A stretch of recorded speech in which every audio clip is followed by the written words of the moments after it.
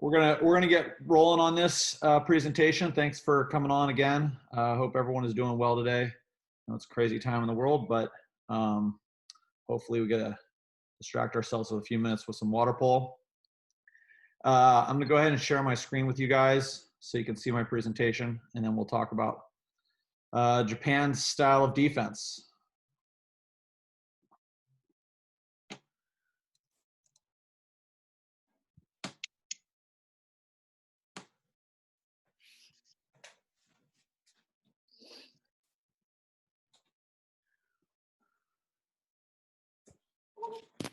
Can everybody see that? Thumbs up. We're good?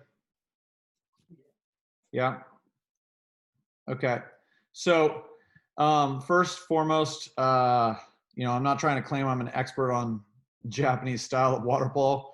I have studied it, and so and spent some time on it. So I'm going to give you my thoughts on it, but it's not like I worked for their staff or anything. So there's obviously things that they do that I may not be aware of, but I tried to figure out, how and what they're trying to do. So first of all, start out with why play a Japanese style. I'm sure a lot of people are interested in either looking at this as like an idea of possibly wanting to add this as a defensive game plan, or maybe trying to play against it, or just interested in the theory. So why play a Japanese style? I think there's lots of different reasons, but these are just a couple ones off the top of my head. Your center defenders aren't really built for the zone. What does that mean? Like, if you don't have center defenders that can keep people off the 2-meter line, then that makes it really difficult to play zone defense. So you got to find another way. It's not the Japanese style is the only way to do that if you don't have center defenders that can't keep people off the 2-meter line, but this is an option. Your goalie play, maybe there's something inside your goalie play that you don't like as far as wanting to play a zone. You'd rather stay in a press. Your centers, maybe not so traditional. Maybe you have a more havoc style team. Maybe you have a really mobile center. Maybe, your centers are not built the same way as they always are. So this may be a good option for you. Feel like you have a very mobile team. You have to be, one of the reasons Japan does this is obviously, they went and there's a book called Good to Great. It talks about a hedgehog concept. What can you be the best at and focus your energy on that? And their hedgehog concept for sure is their mobility. So they understand that they're not going to win by physicality. They're going to need to win by mobility. So maybe you have a really mobile team, and maybe you just need to take some risk. Maybe you need to shake some things up. So that's some different reasons why to play a Japanese style of press. But there's lots of other reasons too.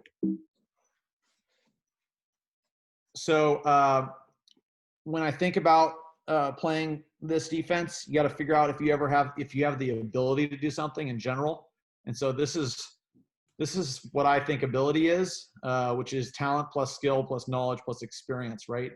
And you can kind of rate yourself inside of each one of these particular categories and come up with like a metric for yourself. Like, on a scale of 1 to 10, what are you in talent? What are you in skill this year? What are you in knowledge? And what are you in experience? And those kinds of things kind of give you the ability. And then you can kind of talk about that ability in a particular facet, whether it's at center defense or whether it's just defensive instinct or whatever. But you got to think about your ability, and do you have the ability to do this, play this defense? And then once we get going in this thing, buckle up, okay? Because this requires a change in mindset. You got to get okay with things that you are normally not okay with as a coach. Okay. As a coach, I'm sure many of you have seen me coach before, and I'm for sure excitable on the pool deck, to say the least, and I get fired up. And when people have certain types of mistakes out there, I am not happy with it, and it's unacceptable. But some of these mistakes that would normally put me at a 10 out of 10 pissed are just facts of life now. And you got to get okay with it if you want to play this defense.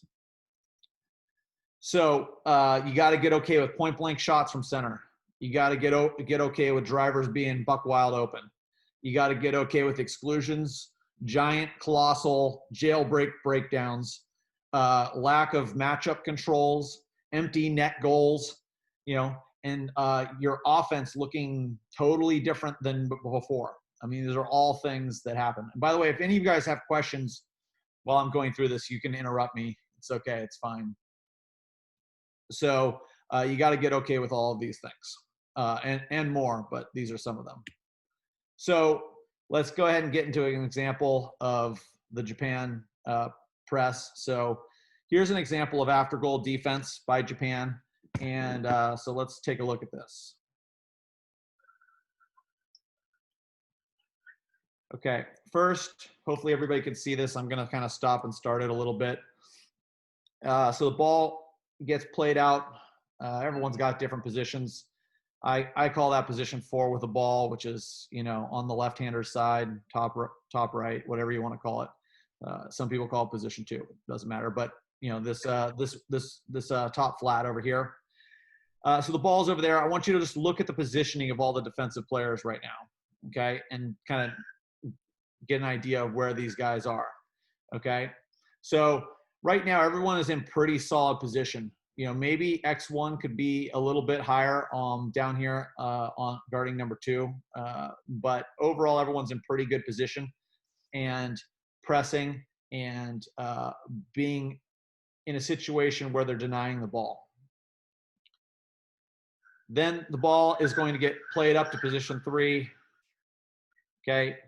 And we're still in these positions. Center defender is here, okay? He's trying to work to get around. If you notice, as I play this clip, that X3 guy is chasing up to the ball. You got to decide, like, is that a problem, for you? He was out of the video. He was playing soft. I think he was trying to consider whether he was going to stair step down onto Bowen or not. And so the ball went up to 3. It moved there without ball pressure, which then allowed him to move the ball to 2.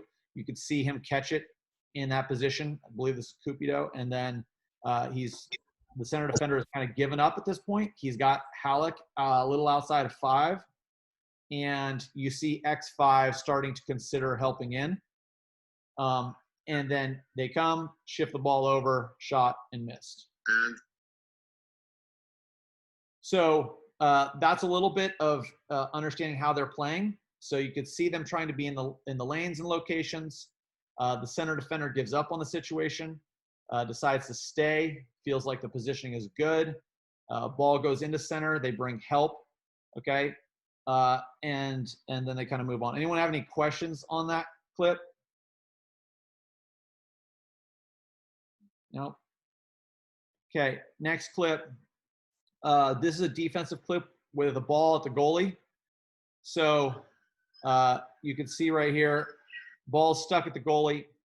Now, you have this player at X3 playing up here on the top, kind of like right on the back, making the goalie not want to play the ball out here. But you have the player on the far side at position 4 playing softer and then a release. But the ball doesn't actually go out to that side. You see the player coming on this side who is underneath but pressed, which is like, the player is in contact. Ball swings here, right? Now you have the X1 defender playing high over the top. They're chasing. And you notice how when the ball came here, the player going to the ball is swimming around this player. You see where, not going straight to him, not going the most direct route, but going around this player, forcing them to change the way they pass, throw the ball this way. This, because of the positioning of the defense at X1, he's going to have to play it over the top, okay? And then the goalie's watching this and comes out, makes a steal. So kind of watch that start to finish.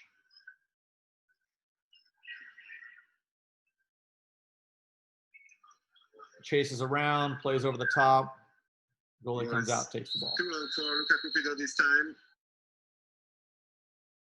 Any questions so far? All right. And then this is a ball pressure situation. kind of getting you aware of like some different facets of what the defense looks like, some things that I'm seeing while I'm watching Japan play. So the ball comes out here. Oh, wait. Ball comes out. Okay, we're here. We're in press state. We're in transition. Sorry. I'm Ramirez. down here. Irving. And then the ball goes over the top in a steal. Wrong pass. So how does that work? Okay, let's try it one more time. You can see that because the ball goes out down low, he's open early, but because of the ball pressure, he can't get it to him right away. And then late he plays it and it's not there. Okay. And so that's a big situation for me as you watch that play, that the center breaks backdoor. He has the ability to to get the ball cleanly, but because of the way the Japanese are pressuring the ball, player at 5, Irving, okay, can't get the ball cleanly to him at that point, has to pass it later, disrupts the rhythm of the play. And because of that, the center's no longer looking for the ball. Someone comes over the top, makes a steal. So challenges, okay, to the defense. That's kind of some of the ideas of what's behind the defense. Some of the challenges to the defense are, here's like an isolation situation, some things that cause issues. Okay. Third place team of the other group, Japan. Okay, so right here we get a 1 across. And so now we're in an ISO state. You can see where the ball is being pressured at 3. The player is playing, see where the defense is pressuring the ball. This is one of the aspects that's just much different about the way they play compared to way almost everyone else plays the press, which is where they're located when they're defending you on the ball. So they have him turned and passing in this awkward position. We have X2 right here, really super high above him, but we have a 1 across scenario. And so now X2 is getting into an ISO'd state. So then the question for you, okay, this is a challenge. Teams aren't going to just play in the same location every single time. There's lots of different ways people are going to attack this type of defense. This is one you can see, right? What are you going to do about it? What should Japan do about it? So they go and they play in the ISO'd state. The player, notice how X2 is changing their location. See that? There's a change in location because of this ISO. They've decided that, this isn't like the offensive player made them go there. They pushed, they swam away. They could go to wherever they want at that point in time. They chose to go outside here. There's theories that and again, I haven't worked on their staff, so I don't know, but the idea that they like to be on your shooting arm, okay? And so that they're interrupting your shooting arm. So here he is swimming to the outside. That would go within this philosophy. Maybe there's a different reason for it, but now they are on the shooting arm of this player, okay, on the outside, which would be in bad position. You can see the goalie is ready for some help over the top, okay? And then they play the ball here instead of directly to the ISO. This turns into kind of a post up really wide, which is now creating a more difficult problem and challenge. Ball comes down into here, turns to the inside, and then with goal with Ober. And it's a great goal. So they try to help over from the center. This is something you have to get okay with. Like things like this are just going to happen. Like you'd like to go, oh, we made a mistake. Maybe. I mean, sometimes this stuff is just going to happen. So, so they play to the outside. They try to send help. Okay. Ideally, I think they probably would have wanted deep wing help to the center and then push the center defender over, but it wasn't there and they had to make a decision and they pulled the trigger on that. And then Obert, which I always got to give a shout out to Obert, left-handed goal. So nice job there. Nice pass. James, questions on the ISO? James, I have a question. Can you hear me? Yeah.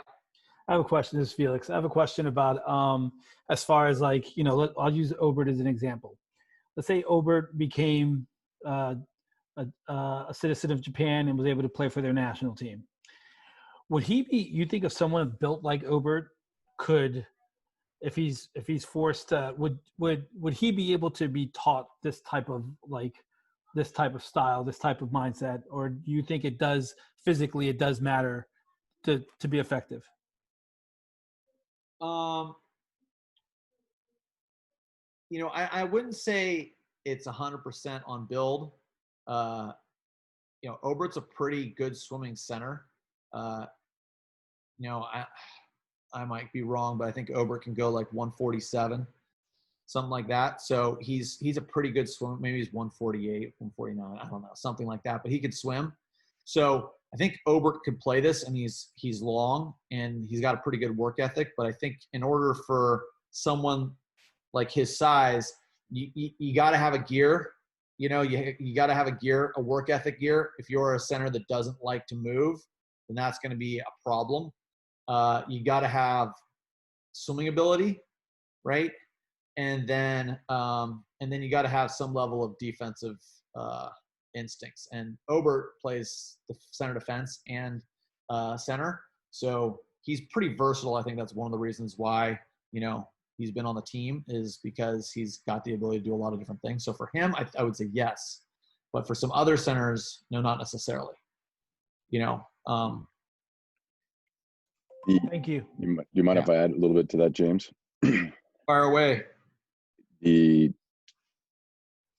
had a number 7 lefty for Japan who was a slower athlete than the majority of them. And they just gave him a certain role, a certain position, and you do your job. Here's your cues. This is what you're supposed to recognize. But he did not play the same style of play the other 12 players did. So if you have a player like Obert with the Japan's defense, you have to make sure that you put him in this position, whether it's X1 or X5 or X3, and then you give him certain cues on what he's responsible for. And that was their center back in the day. So when number 7, the lefty, was in a set, they changed their philosophy a little bit on their front court offense, but did not go away from their system. Yeah, for sure. Thank you, Jack, as well. Any other questions on the ISO or other? Okay, turn at the wing. So here we are. There's pressure. You can see the positioning again of the players. You have a player pinched at 5, down low in the corner, left-hander side, and that's Bowen. He's pinched down there. We got there's some ball pressure. Okay, they play the ball down to Bowen, and now you're in the situation. Now we're in a good spot overall. We're even here, fronted to center. This is, if Bowen can't make a move, the defensive situation right now, you've got to be pretty happy with your location. You have the ball kind of trapped. It's going to take some while to swing. So realistically, now you have this player playing defense. This is a one-on-one situation. And again, the idea of how to choose this defense, or how to play defense, one of the things that was brought up to me much later in my career than you would think, is that if you're going to play a press, and a press, we call it a press in water polo, and there's just a bunch of different styles of it, but realistically, if you want to generalize it, it's a man-to-man defense. Okay, and if you're going to play a man-to-man defense, what you're saying is that you as a coach believe you match up with your opponent one-on-one. If you don't think you can match up one-on-one, then playing a man-to-man defense is not the greatest of strategies. Okay, they're going to torch you. So right now we're in a situation, and you can tell this is a one-on-one situation. As a team, we are in great position. Okay, I believe Japan would feel that way, but we just got to play some one-on-one defense right here with Bowen, and if we can, this is looking like the start of a very good defensive possession. So press is here. He's not trying to foul, doesn't want to give him the direct, but then gets turned and gets excluded. And, okay, you didn't want to give the foul. Okay, you didn't want to give the direct shot, but he was wide. Okay, and then you give up the turn, and then you get excluded. Again, this comes down to like some priorities. Different coaches talk about these probabilities and success rates. This is a moment where you're talking about, well, if you have a choice as a defender to get turned and get excluded or give up a direct shot from this location, which one are you going to attempt, right? And I think he made the wrong decision here. I think you'd be better off taking the ordinary outside of 5 earlier in that situation, as much as you didn't want to and love to press, but maybe this guy just doesn't match up with Bowen, right? So again, I'll just play it real quick so you can see it. I think where he got the ball right there would have been an okay foul. You don't, not want a foul, but you can see the coach trying to show his hands, then he gets ejected. So, and then pressure and transition, another challenge. Okay, one of the things is, you can't play this defense if you can't get one-on-one with the guys, right? So you have to be able to match up and transition, and it's a very different mindset. It's a very big challenge. Obviously, we've run a version of this type of defense at Pacific, and we don't run it the way Japan runs it, but one of the challenges is in transition, and you have to the challenge in transition is changing your team's mindset and getting players ready to play defense the second the ball turns over. Okay, so you can see right here as the players are transitioning, they can cover this scenario, but they're not sure what they would want to do. These two players are in between these two players up here on the top line of the second wave of the counterattack, and they're trying to make a decision here. So they don't really have anyone under pressure, and so then the ball moves quickly and then into Halleck, and then he gets a direct and puts this away. It's a free throw, and that's the first. Now, this isn't good, but the question is, are you okay with this? Because that's going to happen. That's life, right? You gave a direct shot up, okay, to their center, probably 5.5 meters, and they took it at that point in time in the possession without anything else.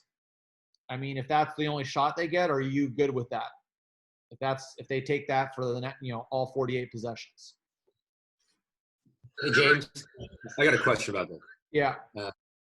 So I'm curious, is looking at what works and what doesn't, is there styles of offense that this is really effective against or really ineffective against?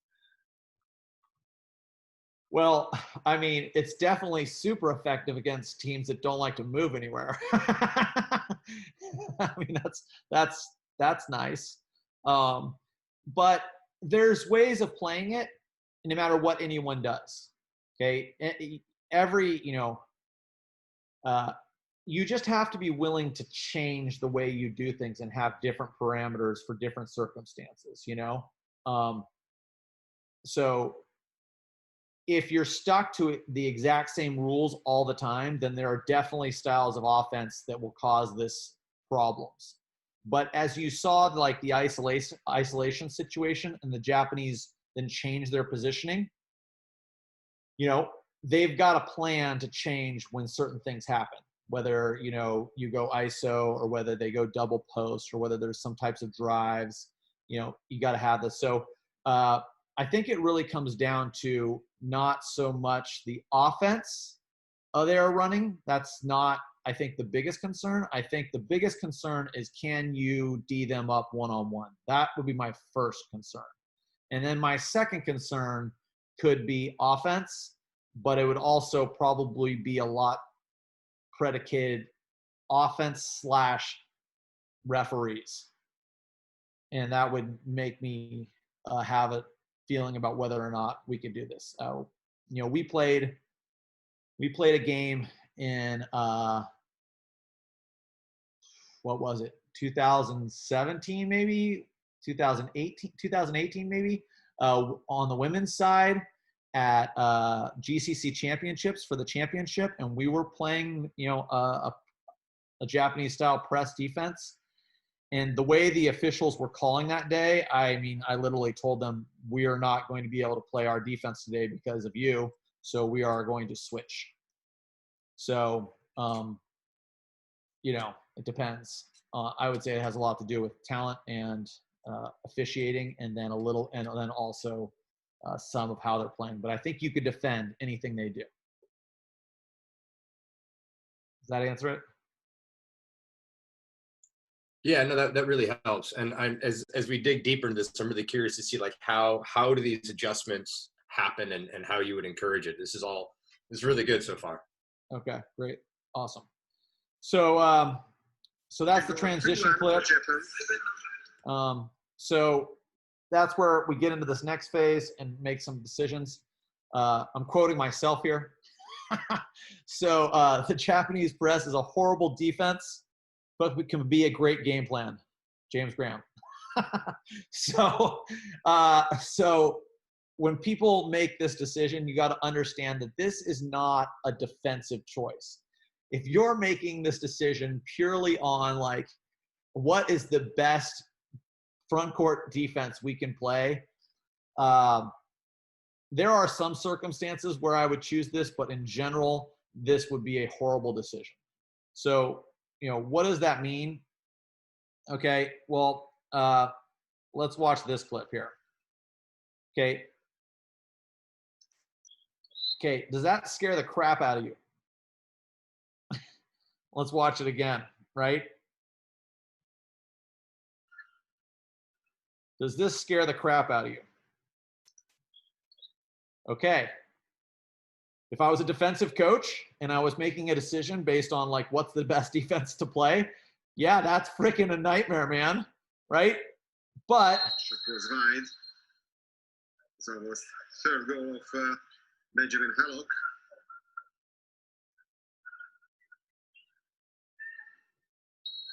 That's the great game plan.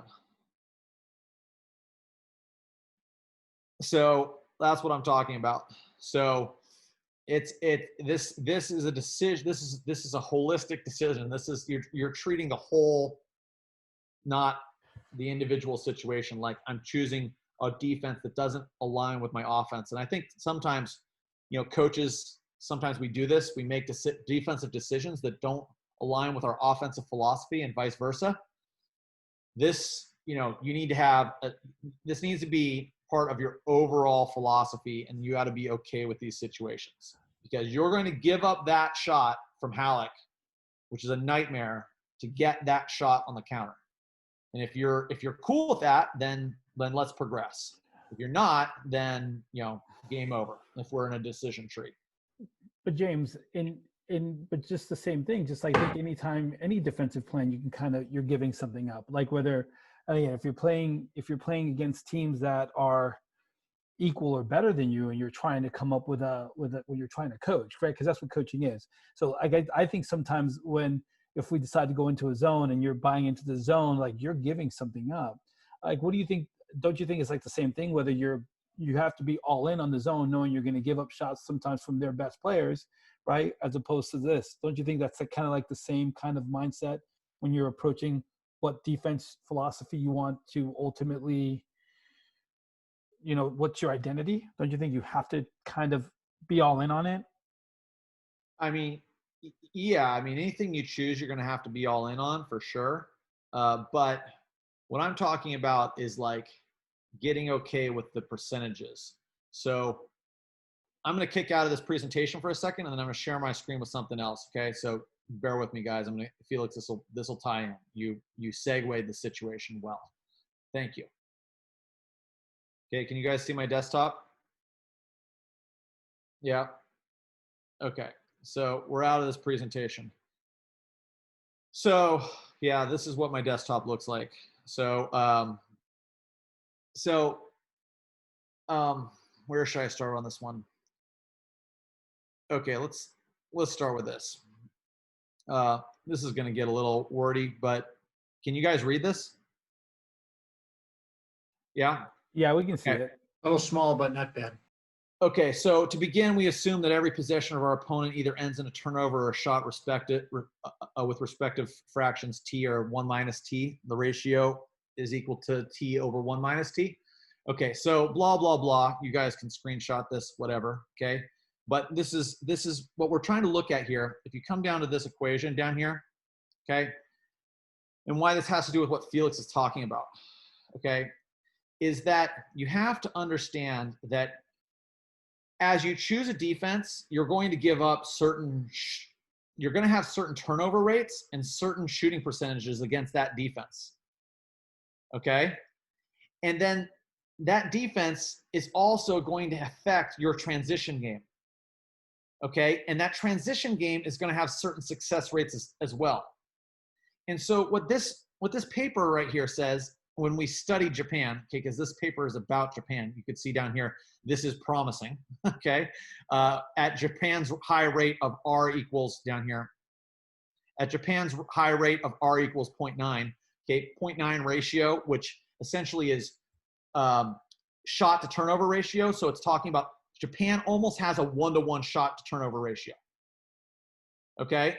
So if they have a high situation like that, okay, so in that defense, Japan is giving up, okay, fewer shots than normal, and they're creating almost as many turnovers as they are giving up shots. Okay, if in that situation, then what can we afford to give up as a shooting percentage? Because the Japanese defense is going to give up different types of shots than a normal press, than a split, than a zone, or some, crazy idea that you have, right? House, I don't know. Right? So everything gives up different percentage shots. So you have to understand that. Okay. And so when you get all in on this, that shot of Halleck had, right? That ball over the top, that's a certain percentage shot. Now, how many times are you willing to give up that percentage shot? Okay. And that's why you have to be all in on that. Because that's not a normal, like in a regular conservative defense, that is a breakdown. Okay, in the Japanese press, that is life. That's how it goes. So to go from that into this, which is something that I was just trying to make last night for you guys about this. So here's what I did. I took Japan and I took that stuff, I put it into this thing for you. Okay. And what I did was I created their counterattack shooting percentage, the percentage of times of their percentage of shots that are from the counter, the percentage, their shooting percentage in the half court, the percentage of half court shots, their shooting percentage on 6-on-5, and their percentage of shots that come from 6-on-5, and penalties and penalty shots. Okay. And then I took their, like average number of shots per game, and their opponent's average number of shots per game, and their opponent's shooting percentage. Okay. And so what you can do here is you take this little file, right? And this is the average number of possessions. This is the estimated number of possessions per game based on this information in this thing. So you can then figure out what your goal difference is. Right now, based on the way they're playing and this information, okay, this top line, they're going to lose these games by an average of 5.8 goals. Okay, so shit's got to change, man. So we gotta make an adjustment somewhere inside of this. Okay, now this right here, if you were to go to the games that we actually statted, they lost by an average about 5.5 goals per game. There are some rounding factors going on in here that put this at 5.8, but overall, this is extremely accurate, right? So if you go in here and be like, all right, well, what's the problem? Like, and what can we realistically change as a team? So this is like how I think about trying to decide if I'm going to do these things. So I look at this and I go, all right, can I increase the percentage of counterattack shots? Like if I'm playing this defense is getting 21% of my total shots on the counter, is that good? Is that bad? Is that about average? Is that what I think I can do? Can I increase this in any way? If I do, and all of a sudden I come down here and this is where you can change it. You can play with it. So this is Japan's numbers on both, but then the second row, I just made a second row so that you can like play with it, right? So if all of a sudden I can get 40% of my shots from the counter, right? And I take 20% away from, front court. Does that change anything? A little bit. I got 0.6 goals better, right? So is it the number of shots that's the problem? Well, no, it doesn't seem to look that way, right? Because one of the, canaries in the coal mine here is that if you look, you look at this is going to increase it, but we might need to get a little bit higher shooting percentage. Like let's say 6 on 5 right here. Can we convert this thing at, 60%? Because that's what Serbia did. Okay. Well, now we made a huge jump. Right? So you can mess around with changing the number of shots in the game, changing your percentages in various areas, and trying to figure out, can you accomplish these goals? And can these goals get you to a place where you could be successful? Or what is the easiest thing to do is if we kind of like just put these numbers back, right?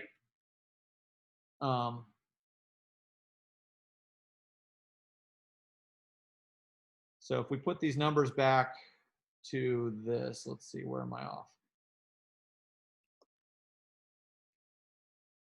Okay, so if we put these back, come over here to opponent shooting percentage. I mean, they're shooting 50% against them, right? Well, what if we can change this by 10%? That's a 2-goal, that's like a 2.8 goal swing.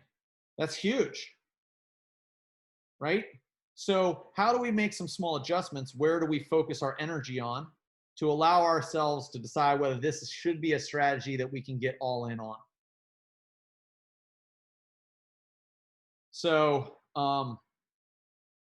that in a nutshell is my general presentation on this defense. I thought that I would kind of try to give about 40 minutes ballpark of information on about my general thoughts of it. And I thought would probably be best at this point is just to answer some questions and have a discussion. I don't need to be the person answering it. There's plenty of knowledgeable people on this. So James, I want to blow your numbers. Is you're telling me that Japan's defense is not a good defense to run if you're losing by 5.8 goals per game? Well, okay. So, I mean, look, the data that we're running is Japan versus like top 8 teams in the world. And we know what Japan's record is against the top 8 teams in the world. So this should not be surprising, right? So now if you take Japan's record and we run another set of data against, let's say, Japan versus Romania, Japan versus Canada, Japan versus Kazakhstan, Japan versus all these numbers are going to look a lot different. And you're going to see what the numbers need to look like to be successful. So when Japan's kicking butt, right, that's one thing. But this is what they look like against the top 8. But James, but you would say like if they didn't adjust their defense to their abilities, they'd probably be losing by 10 to 12 goals a game if they try to play straight up. So this takes me back to one of my original statements, which is why to choose this defense. And my last reason was you need to take risk. Okay. Japan doesn't have, in my opinion, doesn't have the ability to make an upset with a conventional style of water polo. This may not get them consistent wins, but this may allow them to have upset potential. Okay. And so, are they looking to be the number 1 team in the world day in and day out every single time? Or are they looking to upset someone in the quarters and get to a semi and have one more good game and get a medal? Right. So this is a upset underdog strategy. And you have to understand, like a lot of coaches don't think about this, but you have to consider who you really are. Are you a favorite or are you an underdog? Right. And that just understanding of that concept alone should shape the way you think about the way you play.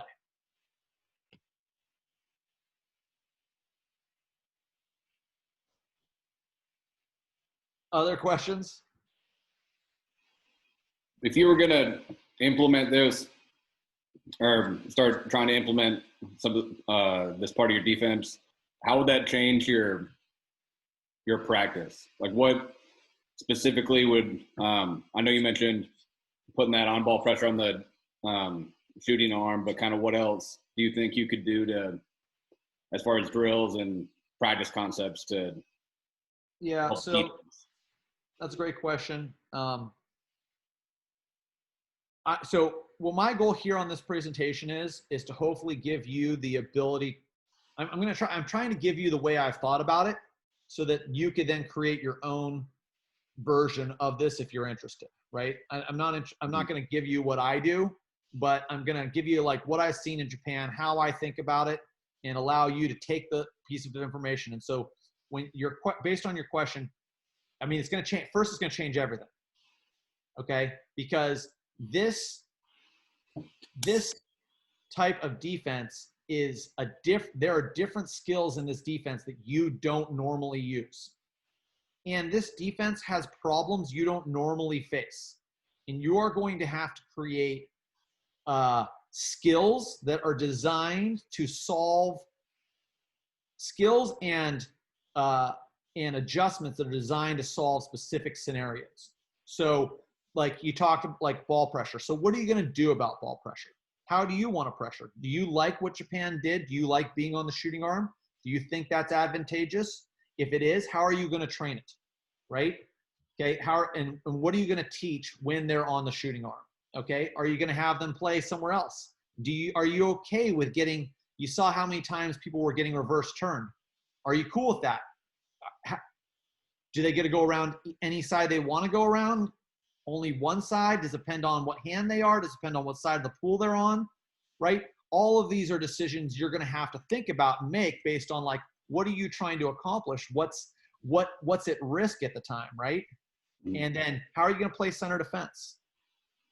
You know, like the way, you know, I'm not going to tell you what we do exactly, but if you look at the way Japan played center defense in a few of those clips, that I'm not okay with that. I'm not okay with how they played center defense. Like to me, that was something like, okay, that's going to have to change, right? So, and then how committed are you to this? So that's one thing that I will say from my side, teaching this at UOP and running a version, some, you know, hybrid bastardized version of it, whatever you want to call it, is that when we first did it, we didn't allow our team to do anything but this. And the reason why is because players want to come back and not press and not like get up in a lane. They want to come back. They want to play soft, and they'll give you, like, the players have their own version of the advantage rule to tie this into something else that pisses me off. Okay. So players like, oh, you know, coach, I thought the center had position. That's why I wasn't really pressing, you know, like, oh, well, son of a bitch. Okay. You know, like, we're pressing, right, man? We're freaking pressing. And so they come up with their own, hey, someone had advantage, so I couldn't press. And then you're in this debate of whether or not there was or was not advantage. So when I first teach this, no, man, we're all in, dude. We are not coming off. If you're not on someone, you're jacking this up, right? And then how do you play defense? And we don't let you come off because you need a trained mentality of the new techniques that you're going to do. You have to have them disciplined in this and committed to it, because until then, this is very, very different. They're not going, this is uncomfortable playing in these positions. For players that have played for a long time, this is uncomfortable for them. I have my daughter, she's 10. Okay. She plays little water polo. She naturally plays Japan press because she loves to just swim topside and never get underneath because it takes 2 extra strokes. She's in counterattack position all the time. I'm like, you're doing a hell of a job. Okay. She's up in JP all day long. So that's freaking awesome. So, but you know, players that have played for a long time, you got to break that mentality. So that's, you got to think about what you're going to teach. And then you got to be kind of really adamant about teaching it. Hey, James. Is that fair enough answer? Yeah, that was perfect. Thank you. Yeah. James, you mind if I hop in real quick? Yeah. Fire away. Just to piggyback a little bit off of what James was saying, I think it's really important for this, if you're going to do anything that's this heavily reliant on things being that coordinated, it has to be something that's really personalized to the way that you play and you want your kids to play, and the team is going to function as a whole. And if you can't do that, then it's really difficult for something like this to be really effective. And so in that style, if you're going to be doing that, the way that you go through your training, the way that you set up your drills, the way that you decide that you want to make this thing work, it has to be something that's really, that you know better than anybody else, in order for your team to be able to do it as well as they need to for it to be effective, right? And I think that it's going to change drastically what those things are and what makes it effective based on the level that you're playing at, right? If you're talking about, like James is saying, with the Japanese men's team versus the top eight teams in the world, it's going to have to look a certain way for them to be able to be effective. And right now, you know, them being able to get within 5 goals of all of those teams is actually probably pretty impressive, based on what they're doing. Is it the way that you want to exist in the world of competing in your league? Probably not. But with the way that the women's water polo team, with the Japanese women, what they're able to do, especially if you look at like size, talent level, all of those things across the board, and how they're competing with the other teams that they're playing against. I mean, it's really impressive what they're able to do. The way that translates to the college game versus the way that it translates to high school or even to the club level, the effectiveness changes pretty drastically, because I think all of these rely a lot on it's a trade-off, right, between the number of mistakes that the other team is making and how much you can capitalize on those mistakes on the other end of it. And that's a lot of how the Japanese women at least have really made this something really effective. Now, the ability to force mistakes at the high school level or the club level, it's a lot easier to force those mistakes at those levels and to be able to capitalize on a counterattack or, you know, some sort of an advantage going the other direction than it is at, you know, if you're talking about the U.S. women's national team. And so I think when you're trying to figure out if you want to change what you're doing and the way that you want to implement that, you know, I really like the way that James is breaking it down to figuring out whether or not those changes are going to work for you and what kind of adjustments you need to make to be able to make that effective. But if it's not necessarily going to work at your level, then that's something that you just have to figure out on your own. But you know, the effectiveness at your level is going to be, you know, or whatever level you're talking about, it's just a matter of what you think is going to be best for you. Piggyback on that a little bit, just the concept real quick, and then we'll get to the next question. This right here, can you guys see this? So this is just an example. Okay, pulled out 5 games. Okay, this right here is some scores from Japan, and one of the questions I had was like, all right, is this a viable strategy in general? So what I did was I took all of Serbia's efficiencies and I put them in Japan's creation, right? So I took everything Japan created offensively and defensively, but gave them Serbia's talent, so to speak. And so I took, you know, if a certain type of shot was taken by Japan or a certain type of shot was taken against Japan, I gave them Serbia's ability to block that or score that shot. And then what happened? And then Japan went from being 0-5 in these 5 games to going 3-2. Just with Serbia's ability. Now, obviously, Serbia was, you know, the best team in the world, so they're the most talented. But this is the concept is like, is this a bad strategy, or do you need to have a certain enough talent to play at this level? So could Serbia play Japan's strategy and win with it? Would they be more effective? So this doesn't say that they would be more effective, but they could win with this for sure, because this is just with their talent put into Japan's situation. Serbia could create other scenarios. Okay, so you could see right here where it goes like this is the change in goals, right? So, anyways, win. Okay, but they still lose here by 1.5 goals.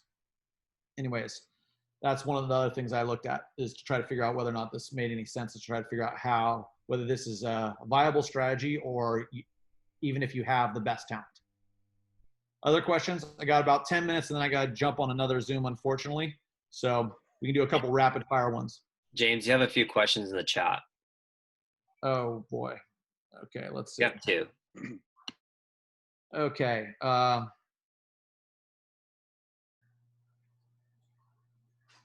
What if R is 0.9 for the Japanese? What is the average R for those who play a normal defense?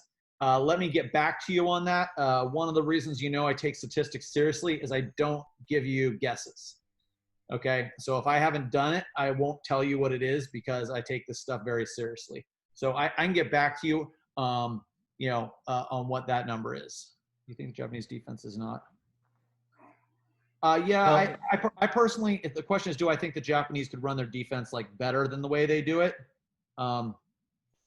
Look, I mean, they've gotten some good wins and they've done it for a long time. I do it differently. So by definition, I believe that means it can be done better. I believe that there's some statistics that say there are some problems with it. Maybe they're addressing them. Maybe they're addressing them and addressing the same problems I'm working on in different ways. But yes, I do think there's ways to make it more effective. Is there a statistical difference when the women run this kind of defense versus the men? Like, do you see a difference? Yeah, so I didn't track Japanese women, to be honest, and it's not. My job is focused on like the top 8, but what happened was there was like a sample size problem with some teams on a particular year, and so then we had to throw Japan in the sample size to get some information on a team, not to do like some general stuff. So then I went after tracking Japan because of number of games on certain opponents. Okay. And so wasn't really going after them. I kind of tripped over this thing, and so that's why I don't have it on Japan. But I we've done it with both the men and the women at UOP, and they've both been very effective with it when we are built correctly.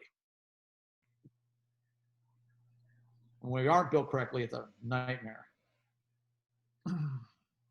Other questions? James, someone asked, how do you see the new rules affecting Japan in the international game? As the first part, the second part was, how do you see it affecting teams using this defense domestically? Yeah, I mean, I think this hoses them, to be honest. So, I took the team to World University Games in 2017, the men. We had to play Japan the first round. It was, the U.S. Just had a kind of a hiccup with them a few weeks before this. And we ended up losing by 1 goal to them. We were up by 1 going into the 4th, but I was told, hey, look, Japan is going to be promoted, by officials, this is the rumor, during this quad because they're hosting, right? And so I felt like Japan got some help. I'm sure the national team coaches have felt like Japan has gotten some help sometimes. But the funny part is now right before the Olympics happened, they changed the rules to like really hurt Japan. So I find that amusing because the penalty shot from inside 6 meters, that could be a real concern about how you're going to play. You got to really think about that. That wasn't an automatic, and now this could be much closer to an automatic. But putting the ball live in play, that's not really a concern because you're staying pressed with them anyways. So that's not really an issue.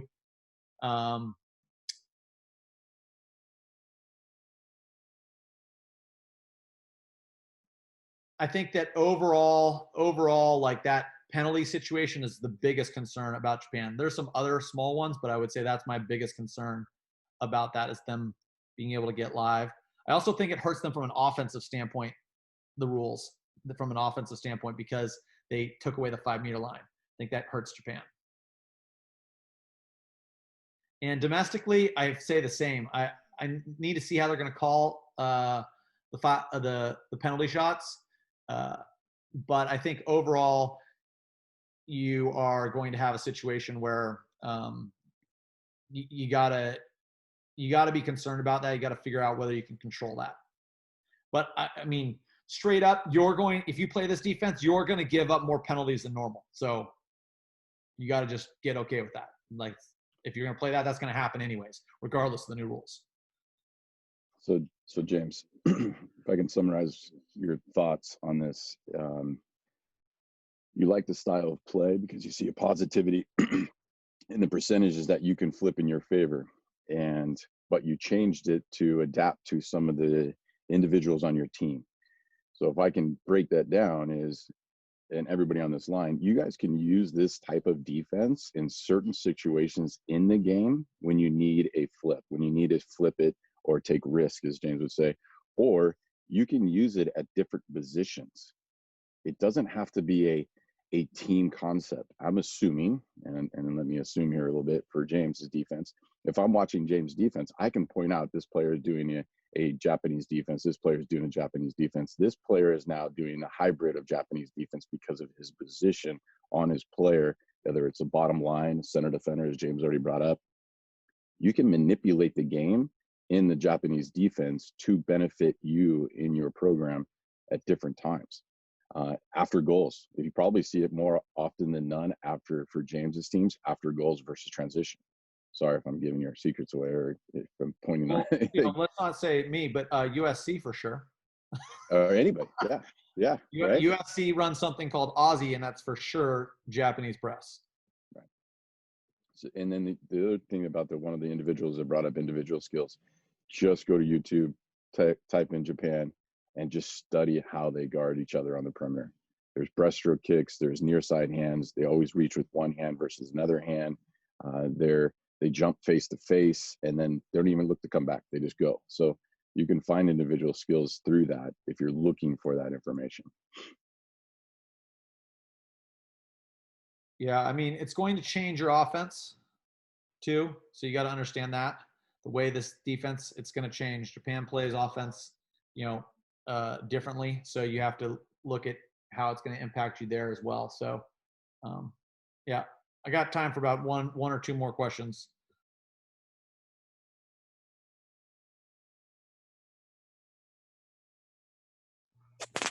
Do you think there's a reason the United States seems to struggle with the Japanese press more than other countries?